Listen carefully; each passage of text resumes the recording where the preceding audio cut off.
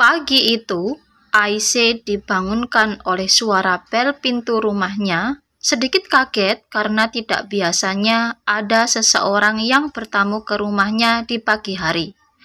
Masih dalam keadaan mengantuk, Aisyah pun memaksakan diri untuk melihat siapa gerangan yang bertamu di jam sepagi itu. Aisyah pun kaget karena ternyata tamu itu adalah Ferit, pria yang diajaknya minum kopi dan mengobrol semalam.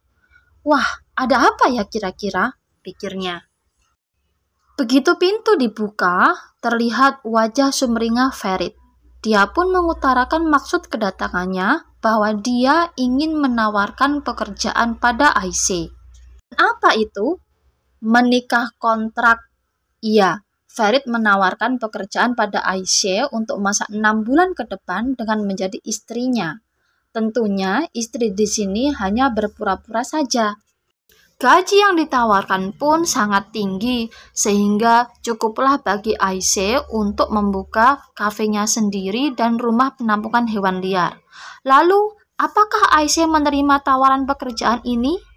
Tidak, dia marah semarah-marahnya karena dia merasa dengan menawarkan pekerjaan seperti ini, Ferit justru terkesan meremehkannya. Aisyah memang mau melakukan pekerjaan apapun untuk menyambung hidup, tapi jangan salah, dia juga bukan wanita gampangan yang bisa dibayar atau dibeli. Aisyah pun mengusir Ferit. Masih dalam keadaan syok, tiba-tiba bel rumah Aisyah berbunyi lagi. Tapi dia lega karena kali ini bukan Ferit lagi yang bertamu, tapi sahabatnya, Baha. Baha sudah sangat akrab dengan Aisyah. Aisyah bahkan sudah menganggap Baha layaknya seorang kakak sendiri. Tapi bagaimana dengan Baha? Apakah dia memiliki perasaan yang sama dengan Aisyah? Oh, tentu tidak. Dia sangat berharap mempunyai hubungan yang lebih dari sekedar sahabat atau saudara. Oleh karena itu, Baha akan selalu ada dan siap membantu Aisyah. Seperti pagi itu, ketika Aisyah mau melunasi tagihan perawatan anjing liar yang ditolongnya kemarin. Dia tidak mempunyai uang yang cukup. Baha pun menawarkan uang tabungannya untuk dipakai terlebih dahulu. Tentunya Aisyah sangat bahagia ada seseorang yang mau membantunya dalam keadaan terjepit seperti itu. Namun, sebelum tagihan itu dibayar, Ferit sudah datang terlebih dahulu. Dilihatnya form tagihan sudah ditandatangani oleh Aisyah, tapi belum lunas. Dia pun segera melunasi tagihan itu. Aisyah yang melihat itu berusaha mencegah Ferit, tapi tidak digubris oleh Ferit. Ferit merasa itu sudah menjadi tanggung jawabnya karena dialah yang menabrak anjing liar itu.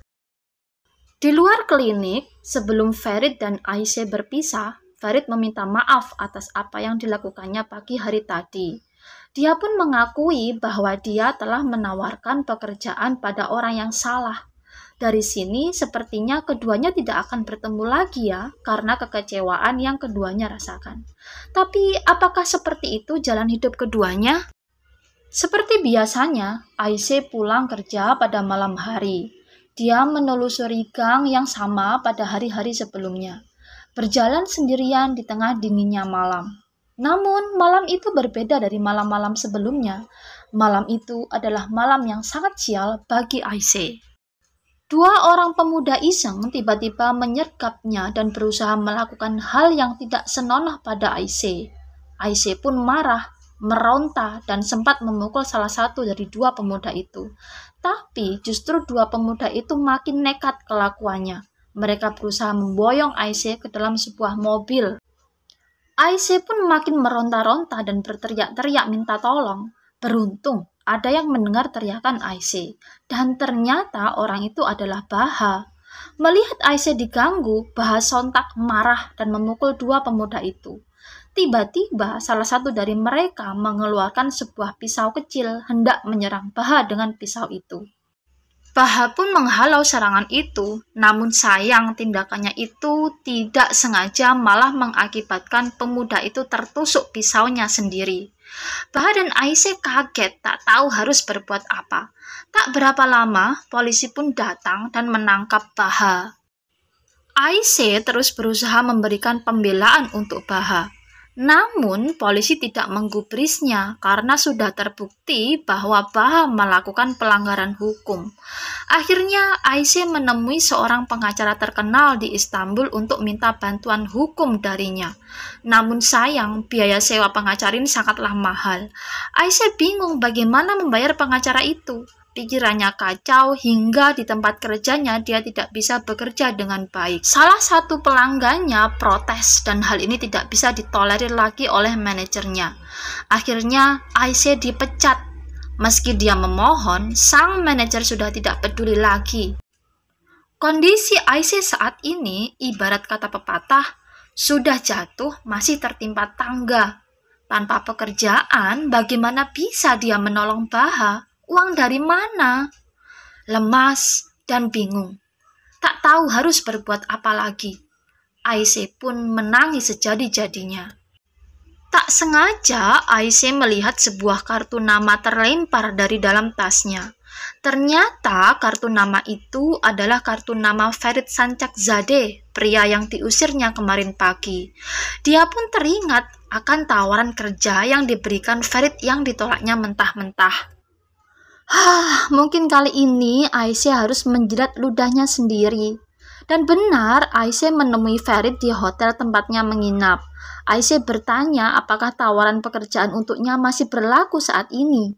Ferit cukup terkejut melihat kemunculan Ayşe. Dan tak dipungkiri juga, dia sangat senang dan lega akhirnya ada seseorang yang bersedia untuk mewujudkan rencananya besok.